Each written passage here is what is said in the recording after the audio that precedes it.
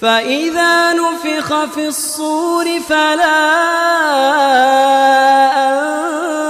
أنساب بينهم يومئذ ولا يتساءلون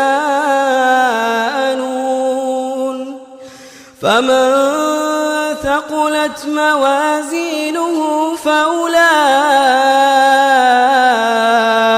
هم المفلحون ومن خفت موازينه فأولئك الذين خسروا أنفسهم في جهنم خالدون تلفح وجوههم النار وهم فيها كالحون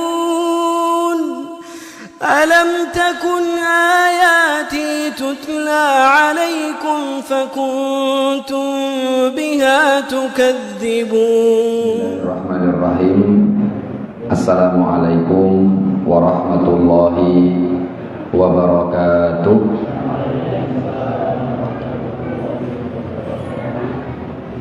Innal hamdalillah nahmaduhu wa nasta'inuhu wa nastaghfiruh wa na'udzu billahi min syururi anfusina wa min sayyiati a'malina man yahdihillahu fala mudhillalah wa man yudlil fala hadiyalah asyhadu an la ilaha illallah wahdahu la syarikalah wa asyhadu anna muhammadan abduhu wa rasuluh salawatullahi wa salamuhu alaihi wa ala alihi wa ashabihi wa man sara ala nahjihi wastanna bisunnatihi ila yaumiddin wa sallama tasliman katsira. Qala Allah ta'ala fi kitabihil karim ya ayyuhalladzina amanu taqullaha haqqa tuqatih wa la tamutunna illa wa antum muslimun. Ya ayyuhan nasu taqu rabbakumul ladzi khalaqakum min nafsin wahidah wa khalaqa minha zawjaha wa batha minhuma rijalan katsiran wa nisaa'a wattaqullaha alladzi tasaaluna bihi wal arham innallaha kana 'alaikum raqiba. Ya ayyuhalladzina amanu taqullaha wa qulu qawlan sadida yuslih lakum a'malakum wa yaghfir lakum dhunubakum wa man yuti'illaha wa rasulahu faqad faza fawzan 'azima. Amma ba'du, Bapak dan Ibu jamaah musalla assalam rahimani wa rahimakumullah. Alhamdulillah, malam hari ini kita melanjutkan pembahasan tentang Asmaul Husna yang masih pada nama Allah Subhanahu wa ta'ala yang kita bahas pada pertemuan yang lalu, yaitu nama Allah Al-Halim. Kalau tidak salah, nama Allah yang ke-38. Nama Allah Subhanahu wa ta'ala Al-Halim. Pada pertemuan yang lalu telah disampaikan beberapa ucapan para ulama tentang nama Allah Subhanahu wa ta'ala Al-Halim ini, penyebutannya dalam Al-Quran, kemudian maknanya dan seterusnya. Insyaallah pada pertemuan yang singkat ini kita ingin sedikit sampaikan beberapa dampak atau buah keimanan ketika seseorang mengimani nama Allah Subhanahu wa ta'ala Al-Halim. Bapak dan Ibu yang semoga dirahmati oleh Allah Subhanahu wa ta'ala, sedikit kami ingin ulangi sebelum kami lanjutkan pembahasan tentang nama Allah Al-Halim, bahwasanya Al-Halim, Allah adalah zat yang maha penyantun kalau diterjemahkan ke dalam bahasa Indonesia. Namun Al-Halim kurang tepat atau kurang mewakili jika dimaknai dengan kata penyantun. Kemarin sudah saya sebutkan inti daripada Al-Halim adalah la ya'jal ala ibadihi bi uqubatihim ala dzunubihim. Intinya Al-Halim itu adalah zat yang tidak mengazab hamba-hambanya secara langsung akibat dosa yang telah mereka lakukan. Jadi kita punya Tuhan yang bernama Allah Subhanahu wa ta'ala, dan Tuhan kita juga memiliki nama Al-Halim. Al-Halim itu artinya adalah Allah, zat yang tidak langsung mengazab hamba-hambanya karena dosa yang dilakukan oleh hamba-hamba tersebut. Apa tujuannya? Tujuannya adalah agar Allah Subhanahu wa ta'ala memberikan kesempatan kepada hamba itu untuk ingat kepada Allah Subhanahu wa ta'ala, memberikan kesempatan kepada hamba itu untuk bertaubat kepada Allah Subhanahu wa ta'ala. Kemarin telah disampaikan bersama bahwa kalau seandainya Allah Subhanahu wa ta'ala mengazab hambanya secara langsung setelah hamba tersebut melakukan dosa, maka niscaya tidak akan ada makhluk yang melata yang ada di atas permukaan bumi ini, khususnya manusia dan jin, karena mereka semua binasa diazab oleh Allah Subhanahu wa ta'ala. Namun tidaklah demikian. Allah berikan kesempatan terlebih dahulu, Allah berikan waktu terlebih dahulu, tidak langsung mengazab agar mereka ingat kepada Allah Subhanahu wa ta'ala. Satu hal yang mungkin nggak tahu kemarin sudah saya sampaikan atau belum. Kita semua sepakat ya bahwa Al-Halim itu artinya zat yang tidak segera memberikan azab kepada hambanya karena disebabkan dosa seorang hamba. Nah, kemudian terkadang kita melihat Allah Subhanahu wa ta'ala memberikan azab, memberikan hukuman, memberikan siksaan kepada seseorang atau kepada sekelompok orang, itu disebabkan karena dosa yang dilakukan oleh orang tersebut atau sebagian komunitas orang tersebut sudah terlampau banyak. Saya ulangi, dan ini faedah yang disampaikan oleh Al-Ustaz Firanda hafizahullah ta'ala. Beliau mengatakan bahwa Allah itu punya nama Al-Halim. Al-Halim itu artinya zat yang tidak langsung mengazab hambanya karena disebabkan mereka berbuat salah atau berbuat dosa. Tapi ketika ada azab Allah yang turun, ketika ada hukuman Allah yang turun, ketika ada siksa Allah yang turun, itu berarti menunjukkan bahwa dosa yang dilakukan oleh seorang hamba sudah sangat banyak. Kalau satu dua baru sedikit, Allah tidak akan langsung memberikan azab. Tapi kalau dosanya sudah terlalu banyak, maka Allah Subhanahu wa ta'ala berikan peringatan dengan diturunkannya azab, dengan diturunkannya musibah, dengan diturunkannya berbagai macam ujian, cobaan, azab atau siksa dari Allah Subhanahu wa ta'ala. Bapak dan Ibu yang semoga dirahmati oleh Allah, saya ingin sampaikan satu ayat yang Allah firmankan dalam Al-Quran.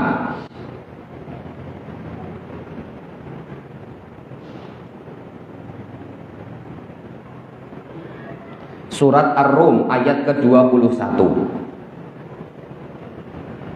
Allah Subhanahu wa ta'ala berfirman, "Zaharal fasadu fil barri wal bahri bima kasabat aydin nas." Saya ingin tulis saja.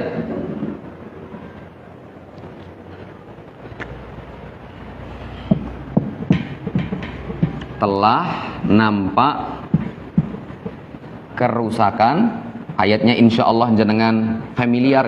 Zaharal fasadu fil barri, di daratan, fil barri wal bahri, dan di lautan.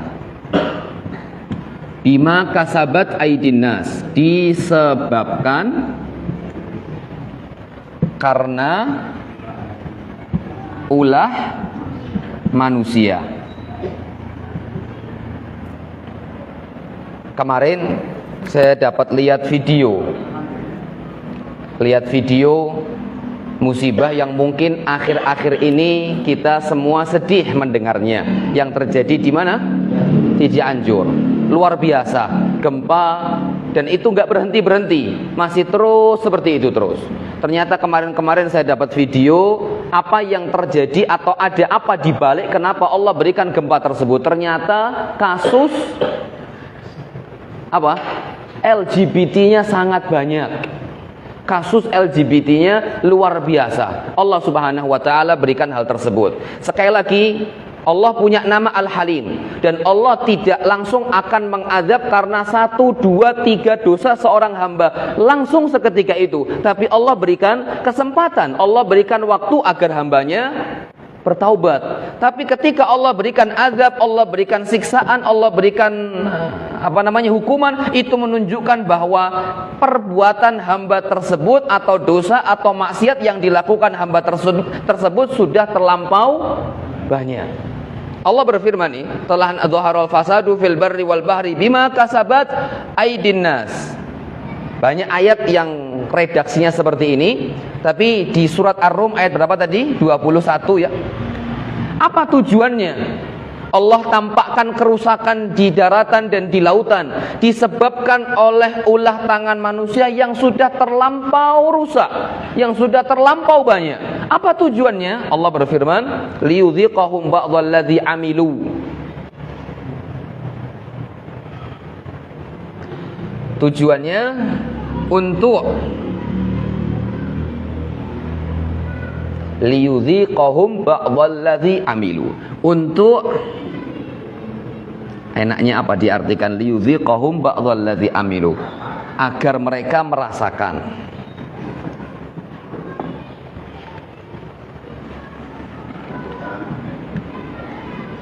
Agar mereka merasakan, tak garis bawahi, sebagian apa yang mereka lakukan. Surat Ar-Rum ayat 21. Saya ingin tunjukkan ayat yang lain. Di surat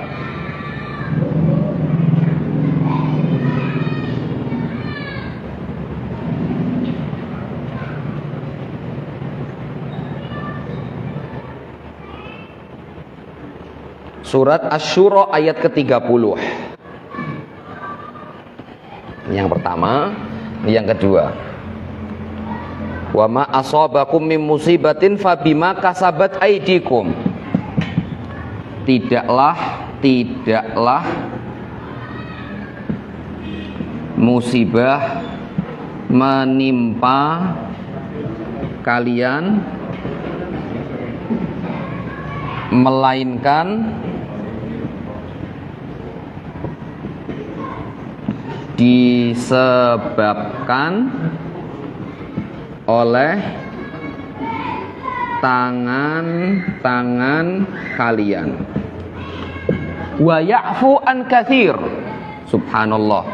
Dan Allah mengampuni dosa kalian yang banyak. Surat apa tadi? Asy-Syura ayat 30.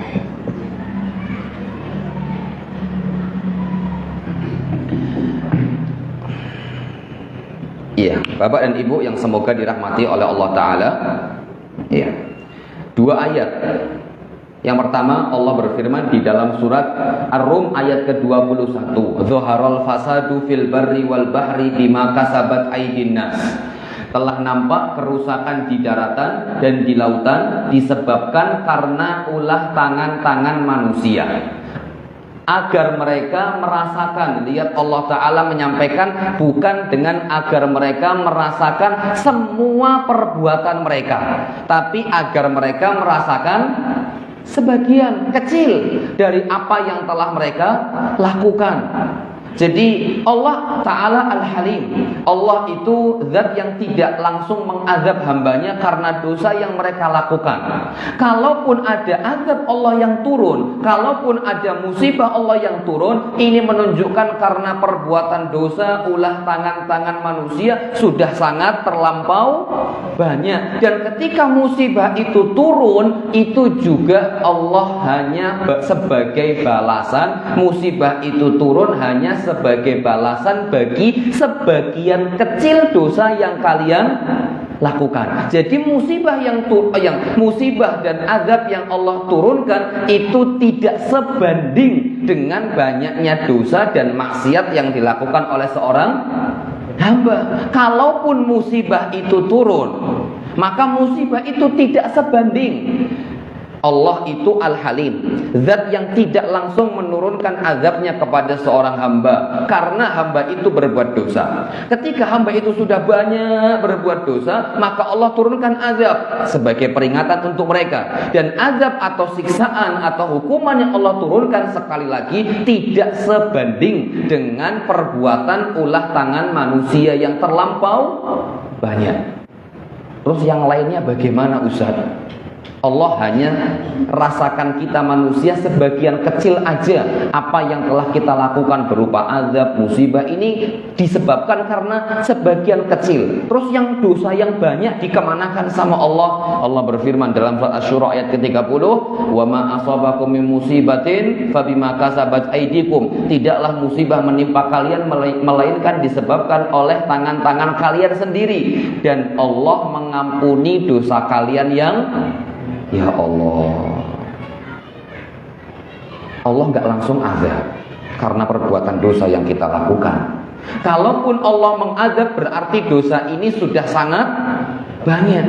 Ternyata tujuan Allah memberikan azab, hukuman, musibah itu tujuannya agar kita kembali, dan itu tidak setimpal dengan perbuatan yang dilakukan oleh manusia. Sisanya Allah tetap ampuni. Ya Allah, kalau seandainya semua azab mau setimpal, kalau seandainya semua perbuatan itu setimpal, Allah kasih setimpal, hukuman Allah yang Allah turunkan itu sebagai balasan yang setimpal dari perbuatan seorang hamba, ya kita sudah jatuh, tertimpa tangganya besi, kemudian ketiban kelopo, renyek ternemen sudah.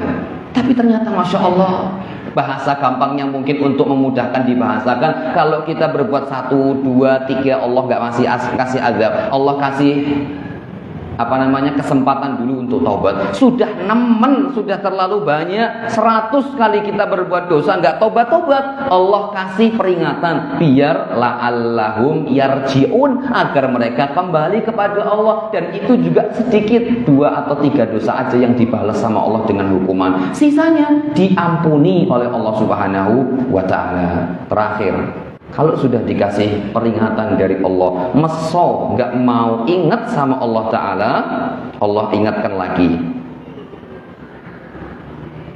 Surat, sebentar,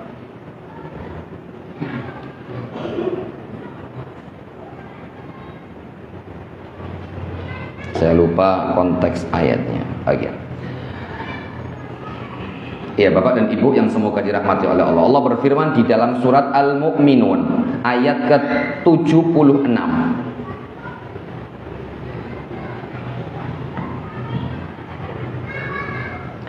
Dan 77. Allah berfirman, walaqad akhadnahum bil azab famastaqanu li rabbihim wa ma yatadarraun. Dan kami sudah berikan kepada mereka azab kami. Sekali lagi, azab yang Allah berikan tidak setimpal dengan perbuatan yang dilakukan oleh seorang hamba. Kalau mau setimpal ya sudah, kita nggak bakal Ya pokoknya nggak bakal setimpal. Allah sendiri yang menyampaikan sebagian apa yang mereka lakukan, sisanya yang banyak Allah ampuni. Nah, kalau Allah sudah turunkan azab, Allah sudah turunkan musibah, Allah sudah turunkan hukuman dari Allah, tujuannya agar mereka kembali kepada Allah. Tapi ternyata di lapangan sudah dikasih musibah, sudah dikasih ujian, sudah dikasih azab, sudah dikasih siksaan, tapi ternyata mereka tidak tunduk, tidak kembali kepada Allah. Apa yang Allah sampaikan, hatta idza fatahna alaihim baban dza azabin syadidin idhum fihi mublisun, maka kami akan bukakan untuk mereka pintu azab kami yang sangat keras. Sudah dikasih peringatan, meso nggak iling sama Allah, sudah dikasih peringatan sama Allah, tetap nggak mau tunduk lagi sama Allah, nggak mau kembali kepada Allah, malah berbuat yang tidak-tidak. Oh, ini ada azab karena penunggu lautnya lupa tahun ini nggak dikirimi sedekah. Ini cok, ini akhirnya dikirim sodako, apa namanya, kepala kerbau. Lah ini Allah kasihkan azab biar kita kembali kepada Allah, tapi ternyata tidak terketuk hatinya untuk kembali kepada Allah Ta'ala. Dan itu terjadi. Kalau yang sekarang saya nggak lihat, tapi yang dulu-dulu setelah terjadinya musibah, azab, gempa dan seterusnya, sesajen masih banyak di gunung-gunung. Dengan anggapan lupa, kalau ini harus lebih banyak lagi, kemarin berarti kesitian, sekarang harus lebih banyak. Na'udzubillah. Apa kata Allah? Hatta idza fatahna alaihim baban dza azabin syadidin idza hum fihi mublisun, maka kami bukakan untuk mereka pintu azab yang sangat keras. Seketika itu mereka menjadi putus asa saking besarnya azab Allah Subhanahu wa ta'ala. Maka jadilah seorang muslim, jadilah seorang hamba Allah yang peka dengan sinyal-sinyal yang Allah Subhanahu wa ta'ala berikan kepada hambanya. Iya, Allah itu Al-Halim, Allah yang tidak mengazab hambanya. Tapi kalau Allah sudah mengazab, maka itu sinyal dari Allah bahwa kita mungkin sudah terlampau jauh mainnya. Segera untuk kembali kepada Allah Subhanahu wa ta'ala. Iya Bapak dan Ibu yang semoga dirahmati oleh Allah Subhanahu wa ta'ala. Kemudian poin yang kedua yang belum saya sampaikan kemarin, kalau tidak salah, Allah itu Al-Halim, zat yang tidak langsung mengazab hambanya karena hamba itu berdosa, bukan karena Allah lemah, bukan karena Allah tidak mampu, tapi tujuannya memang karena Allah ingin memberikan kesempatan kepada hamba agar hamba itu bertaubat. Makanya Syekh di sini mengatakan, wala yastahiqqu safih ma'al ajzi ismil hilmi, innamal halimu huwas safuh ma'al qudrah wal muta'anni alladzi la ya'jalu bil uqubah. Jadi nama Al-Halim itu adalah nama yang diperuntukkan bagi zat yang lapang dada gitu ya, zat yang banyak memberikan pintu maaf, zat yang tidak langsung menyiksa dan menurunkan azab, bukan karena ketidakmampuan, bukan karena lemahnya Allah Ta'ala, tapi karena tujuan agar hamba itu segera ingat dan kembali serta bertaubat kepada Allah Subhanahu wa Ta'ala. Iya, Bapak dan Ibu yang semoga dirahmati oleh Allah Subhanahu wa Ta'ala. Kemudian kita sudah tahu nama Allah Al-Halim itu artinya apa. Sekarang apa yang bisa kita petik? Pelajaran apa yang bisa kita petik kalau kita sudah tahu Allah itu Al-Halim? Yang pertama, saya nggak sampaikan urut seperti yang di buku, tapi ini yang terlintas dan ini juga penting. Yang pertama adalah Allah itu Al-Halim. Allah itu zat yang maha. Ada satu hadis, Innallaha jamil yuhibbul jamal. Allah itu indah dan Allah menyukai keindahan. Innallaha rafiq yuhibbur rifqa. Allah itu maha lembut dan Allah menyukai kelembutan. Maka seperti itu, Allah maha santun, Allah pemaaf, Allah tidak langsung mengazab, menyiksa orang yang bersalah. Maka Allah pun suka dengan hamba-hambanya yang punya sifat demikian.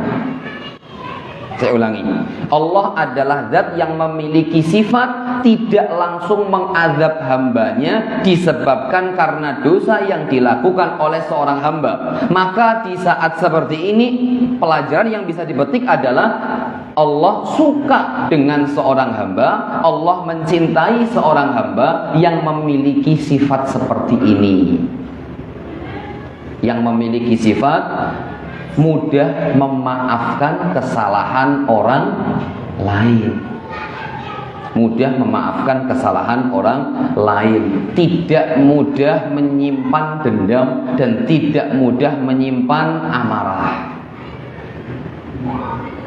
Orang Jawa bilang akeh pak orae, dihina pak ora, diejek pak ora, yo wis ben.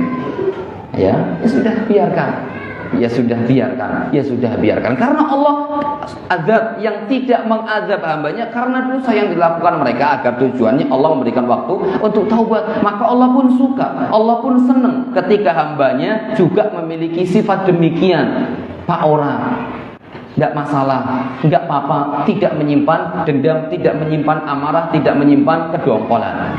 Bapak dan Ibu yang semoga dirahmati oleh Allah Subhanahu wa taala, ada satu ayat yang Allah turunkan untuk sahabat Nabi Muhammad sallallahu alaihi wasallam yang bernama Abu Bakar As-Siddiq radhiyallahu taala anhu.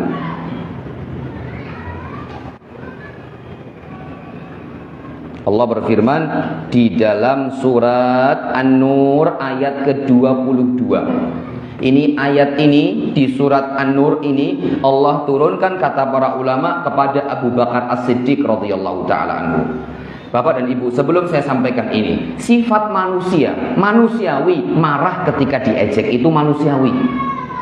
Jengkel ketika dihina itu manusiawi. Dirinya, martabatnya, kedudukannya, kehormatannya, kehormatan keluarganya, martabat keluarganya dihina, kemudian marah, itu manusiawi. Tapi Allah memuji orang-orang yang ketika dirinya dihina, harga dirinya mungkin diinjek, tapi dia masih tetap bisa memaafkan. Allah puji orang yang seperti ini. Lihat Abu Bakar As-Siddiq radhiyallahu taala anhu, beliau itu punya saudara kerabat namanya Mistah bin Utsasah. Namanya Mistah bin Utsasah. Bahasa mungkin gampang ini tiap bulan lah ya. Mistah bin Utsasah ini mesti disantuni sama Abu Bakar. Butuh apa dibantu, bulanan disantuni sama Abu Bakar. Suatu ketika terjadi peristiwa yang insya Allah panjenengan pernah mendengarnya, mungkin secara global. Terjadi peristiwa tertuduhnya Aisyah radhiyallahu taala anha berbuat zina. Yang ini dikenal oleh hadisul ifki, kejadian ifki. Tuduhan kepada Aisyah bahwa Aisyah telah melakukan hal-hal yang tidak sepantasnya, dan itu tersebar di kota Madinah. Bahkan Mistah bin Utsasah di antara orang yang juga di posisi yang menyebarkan berita itu. Kalau jenengan di posisinya Abu Bakar, gimana itu? Sembelih, subhanallah. Apa namanya ya? Kacang lupa sama kulitnya, ini nemen. Sudah disantuni, sudah dibantu, sudah direwangi, butuh apa dikasih. Ternyata ketika saya mendapatkan ujian, musibah, cobaan, bukan malah ngelus pundak, bukan malah menenangkan, tapi malah berada di hadapan saya. Ini yang dialami oleh Abu Bakar As-Siddiq. Apa yang dilakukan oleh Abu Bakar As-Siddiq radhiyallahu ta'ala anhu, dan yang dilakukan oleh Abu Bakar ya manusiawi. Kalau kita mungkin di posisi Abu Bakar, bukan hanya kita melakukan seperti yang dilakukan Abu Bakar, mungkin bisa lebih daripada apa yang dilakukan Abu Bakar As-Siddiq. Tadi disembelih misalkan. Apa yang dilakukan Abu Bakar As-Siddiq? Abu Bakar langsung nyetop, tidak mau menyantuni kembali. Ya manusiawi lah. Untung masih nggak mau nyantuni lagi. Kalau ketemunya sama jenengan, naudzubillah, ya. Maka Allah turun, Abu Bakar nggak mau nyantuni lagi. Orang tadi ketika sudah jelas Aisyah bersih dari tuduhan-tuduhan yang seperti itu, maka orang tadi minta maaf dan seterusnya. Abu Bakar tapi sudah stop, tidak mau ngampuni lagi, tidak mau nyantuni lagi. Maka Allah turunkan ayat ini. Allah berfirman, wala ya'tali ulul fadli minkum was-sa'ati ayyutu ulil qurba wal masakin wal muhajirin fi sabilillah. Allah menyampaikan, dan janganlah orang-orang yang mempunyai kelebihan dan kelapangan di antara kalian bersumpah bahwa mereka tidak akan memberi bantuan kepada karib kerabatnya. Abu Bakar bersumpah, temenan, mulai detik ini stop santunan kepada engkau, sakit hatiku. Normal. Tapi Allah katakan, dan janganlah orang-orang yang mempunyai kelebihan dan kelapangan di antara kamu bersumpah bahwa mereka tidak akan memberi bantuan kepada kerabatnya, kepada orang-orang miskin, dan juga kepada orang-orang yang berhijrah di jalan Allah. Apa yang Allah inginkan, apa yang Allah sampaikan ini. Allah berfirman, wal ya'fu wal yasfahu. Sudahlah, dimaafkan. Sudahlah, berlapang dadalah. Sudahlah, nggak usah disimpan. Sudahlah, dilepas. Paham ya maksudnya? Sudah nggak usah marah. Sudah dilapang dada aja. Sudah dilegowoke lah gitu ya. Wal yafu wal yasfahu. Kemudian Allah tutup ayat ini, ala tuhibbuna ayyaghfirallahu lakum wallahu ghafurur rahim. Bukankah kamu juga pingin Allah mengampuni dosa-dosamu? Subhanallah, bisa dipahami kan? Maafkan kesalahan saudaramu. Bukankah kamu juga kepingin dosa dan kesalahanmu dimaafkan sama Allah? Apa kata Abu Bakar Siddiq? Bala ya Rabb, iya wahai Tuhanku, saya hari ini maafkan dia lagi, dan hari ini saya mulai santuni lagi ya Allah. Tujuan Abu Bakar karena langsung makdek tadi firman Allah yang terakhir, ala tuhibbuna ayyaghfirallahu lakum. Bukankah kamu juga kepingin Allah memaafkan kesalahanmu? Mudahnya, bukankah kamu kepingin Allah memaafkan kesalahanmu? Maka maafkanlah kesalahan saudaramu.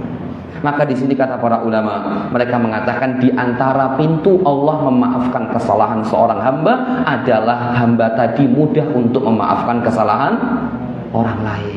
Sudah, kita saja kepingin kesalahan kita dimaafkan oleh Allah. Maka janganlah pelit untuk menebar, janganlah pelit untuk membagikan maaf kepada orang lain. Kata Imam Ahmad rahimahullahu ta'ala, beliau mengatakan, apa untungnya kita melihat saudara kita diazab oleh Allah karena kita? Bagus ini ucapannya. Apa untungnya kita melihat saudara kita disiksa dan diazab karena kita? Karena kita, apa maksudnya karena kita? Karena mungkin saudara itu berbuat salah kepada kita sehingga dia diazab dan kita tidak memaafkan. Berarti secara nggak langsung kita juga punya andil. Ya sudah sih, maafkanlah biar dia nggak diazab. Oh, apa untungnya kamu melihat saudaramu diazab karena kamu nggak mau maafin kesalahannya? Wih sih, dimaafkan. Gitulah bahasanya Imam Ahmad rahimahullahu ta'ala. Maka ini pelajaran penting Bapak dan Ibu yang semoga dirahmati oleh Allah Subhanahu wa ta'ala. Karena Allah Al-Halim, maka milikilah sifat Al-Hilim ini. Milikilah sifat santun, milikilah sifat pemaaf, milikilah sifat yang tidak mudah marah, milikilah sifat yang tidak mudah dendam dengan apa yang dilakukan oleh orang lain kepada kita, sebagaimana kita saja kepingin Allah memaafkan kesalahan kita. Kemudian pelajaran yang kedua yang bisa kita ambil, yang bisa kita petik dari nama Allah Al-Halim. Allah penulis di sini mengatakan, mahabbatullah wal haya minhu. Kalau Allah itu Al-Halim, dan kita tahu Allah itu Al-Halim yang pengertiannya sudah sering barusan saya sampaikan berulang-ulang, maka pelajaran yang bisa dipetik adalah mahabbatullah, semakin cinta kita kepada Allah Ta'ala, wal haya minhu, dan semakin malu kita kepada Allah Subhanahu wa Ta'ala.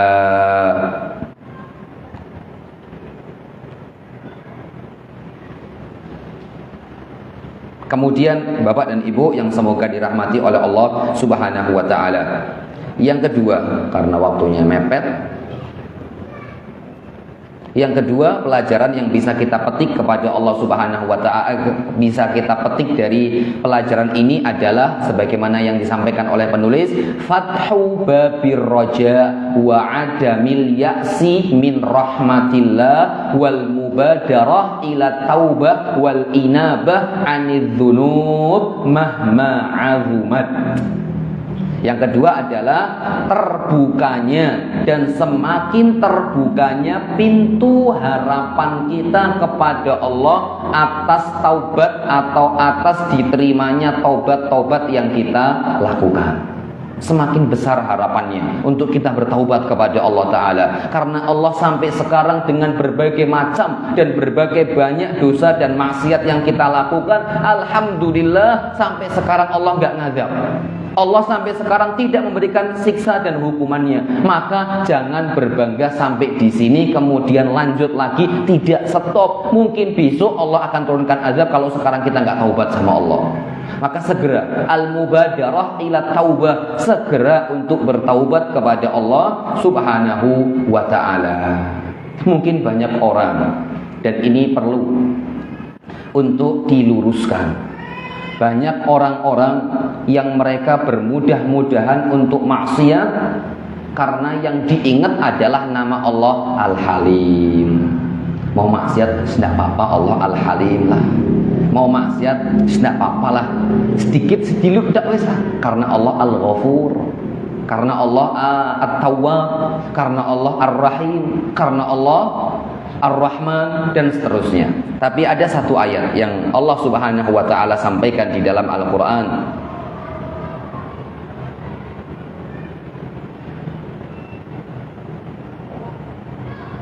Surat Al-Hijr ayat ke-49 dan 50, 49 dan ke-50.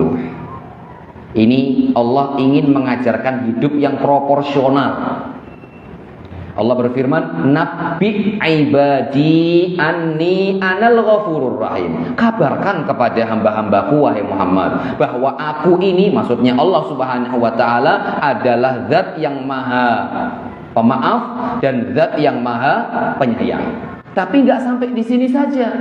Tapi Allah sampaikan kembali, wa anna azabi huwal azabul alim. Tapi juga kabarkan kepada hambaku bahwa sesungguhnya azab aku, azab Allah adalah azab yang sangat pedih.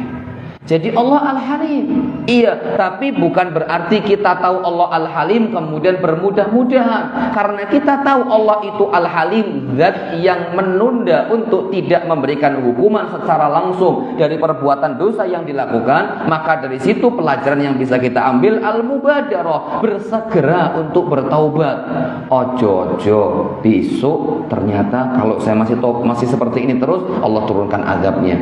Segera untuk bertaubat kepada Allah Subhanahu wa ta'ala, karena kita tidak tahu kapan azab dan musibah Allah itu turun menimpa kita semuanya. Kemudian Bapak dan Ibu yang semoga dirahmati oleh Allah Ta'ala, yang ketiga,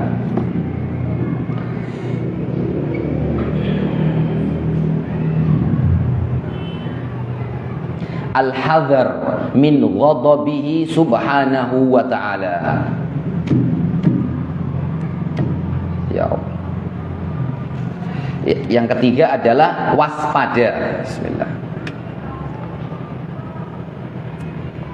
Waspada dari murka Allah Ta'ala. Iya, Allah Al-Halim, tapi kita juga perlu waspada dari murka Allah Ta'ala. Karena kalau kita terus berbuat dosa dan kita tidak bertaubat kepada Allah Ta'ala, maka Allah Subhanahu wa Ta'ala ketika marah, idza ghadiba lam yaqif li ghadabihi syai' aw lam yuqif li ghadabihi syai'. Maka kalau Allah Ta'ala sudah marah, tidak ada yang mampu menghentikan amarah Allah Ta'ala. Kalau Allah sudah marah, sudah terjadi gempa, nggak ada yang bisa memberhentikan terjadinya gempa. Kalau Allah sudah marah, Allah sudah turunkan angin puting beliung, nggak ada yang bisa memberhentikan itu angin puting beliung. Maka segera bertaubat dan waspada dari murkanya Allah Subhanahu wa ta'ala. Kemudian Bapak dan Ibu yang semoga dirahmati oleh Allah Subhanahu wa ta'ala, selanjutnya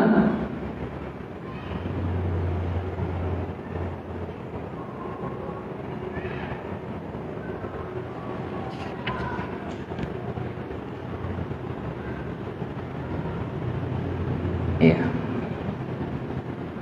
Yang selanjutnya ini seperti yang saya sampaikan di awal, sedikit ada tambahan. Allah itu Al-Halim, maka Allah juga menyukai hamba-hambanya yang punya sifat seperti sifat Al-Halim ini, yaitu tidak mudah marah, mudah memaafkan dan seterusnya, seperti yang tadi saya sudah sampaikan. Dan ini sifat yang dipuji oleh Allah dan dipuji oleh Rasul sallallahu alaihi wasallam di dalam Al-Qur'an dan juga di dalam hadis Nabi Muhammad sallallahu alaihi wasallam. Saya sebutkan dua contohnya.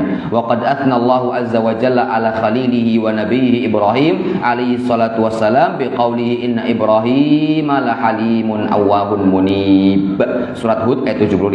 Allah dalam surat Hud ayat 75 Allah memuji Nabi Ibrahim karena Nabi Ibrahim punya sifat halim. Sesungguhnya Ibrahim adalah sosok yang halim, yang santun, yang pemaaf, yang tidak pendendam. Kemudian wa ja'ala min sifati nabiyhi Ismail alaihissalamul halim, dan Allah juga menjadikan di antara sifatnya Nabi Ismail adalah al-halim. Allah berfirman fabasyarnahu bighulamin halim, dan berikanlah kabar gembira dan kami telah memberikan kabar gembira kepada Ibrahim dengan kedatangan seorang anak yang punya sifat al-halim. Maka wallahu ta'ala a'lam, dari sini bapaknya Al-Halim, anaknya juga Al-Halim. Bapaknya Halim, anaknya juga Halim, menunjukkan buah jatuh tidak jauh dari pohonnya. Bapake jengkelan, anake cok luweh jengkelan itu.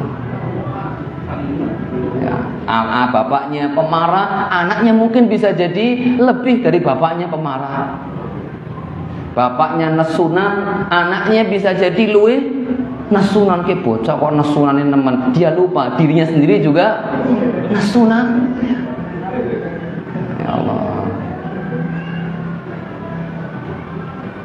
Jadi ingat, mungkin kalau kita sama anak kumpul dengan ibu atau kumpul dengan orang tua, anak kita lompat, mecahin piring, mecahin gelas pas kumpul lebaran gitu. Kemudian kita sebagai orang tua ngingetin tuh anaknya, "Usile, jangan lompat-lompat. Izin bapak itu dilihat Simbah, pecah semua rumah Simbah kayak gini, morak-marik rumah Simbah." Apa kata Simbah? "Wis pak ora, cilianmu biek koyo kiye." Sama gitu ya. Jadi lihat pelajaran dari Nabi Ibrahim, Allah berikan sifat Nabi Ibrahim Halim, maka anaknya juga diberikan sifat Halim. Maka kata para ulama itu bukan mencari dan bukan menghasilkan anak yang sukses, anak yang soleh, tapi mari kita menjadi orang tua yang soleh. Umar bin Khattab radhiyallahu taala anhu pernah didatangi oleh seorang orang tua yang mengeluhkan sifat anaknya A, B, C, D seperti itu. Maka anaknya dipanggil sama Umar bin Khattab. "Le, kamu betul seperti itu yang disampaikan sama bapakmu tadi seperti itu?" Maka apa kata anaknya? "Betul wahai Umar bin Khattab, tapi bapakku dia juga tidak benar mendidik saya. Dia ngasih nama saya juga dengan nama yang kurang baik. Saya lupa namanya. Dia juga memilihkan ibu bagi saya, ibu yang tidak paham agama." Kurang lebih seperti itu. Maka kata Umar bin Khattab, dia mengatakan, "Kamu lebih dulu durhaka kepada anakmu sebelum anakmu durhaka kepada dirimu." Lihat ucapannya luar biasa. Kamu lebih dulu durhaka kepada anakmu sebelum anakmu durhaka kepada dirimu. Jadi kalau kita ingin anaknya yang gak durhaka, maka kita juga harus berbuat baik kepada diri kita sendiri dan juga berbuat baik kepada anak. Pilihkan nama yang baik, didik agama yang baik, pilihkan ibu kalau yang belum punya ibu bagi anak-anak, pilihkan ibu yang baik. Kalau sudah punya ibu bagi anak-anak, ibunya diajak dikenalkan agama biar bisa menjadi sosok ibu yang baik. Jangan sampai kita mengeluhkan kedurhakaan anak, tapi kita sendiri mungkin juga telah durhaka kepada anak tanpa sadar. Bapak dan Ibu yang semoga dirahmati oleh Allah Subhanahu wa taala. Kemudian Rasulullah SAW juga pernah menyebutkan dan memuji seorang yang bernama Asyaj Abdu Qais. Asyaj Abdu Qais, dia disampaikan oleh Rasulullah SAW, inna fika khislatain, sesungguhnya dirimu itu punya dua sifat yang Allah sangat mencintai keduanya. Di antaranya adalah al-hilmu dan al-anad, lemah lembut, santun, dan tidak tergesa-gesa. Maka ini Allah puji orang yang punya sifat halim, dan Rasulullah SAW juga puji orang yang punya sifat halim. Semoga Allah Subhanahu wa ta'ala berikan taufik kepada kita semua untuk memiliki sifat yang seperti ini, tidak mudah marah, memaafkan, dan tidak mudah menyimpan amarah serta dendam kepada orang lain. Ini mungkin yang bisa saya sampaikan. Wassallallahu ala nabiyyina Muhammadin wa ala alihi wa sahbihi wa baraka wa sallam, walhamdulillahi rabbil alamin. Assalamualaikum warahmatullahi wabarakatuh.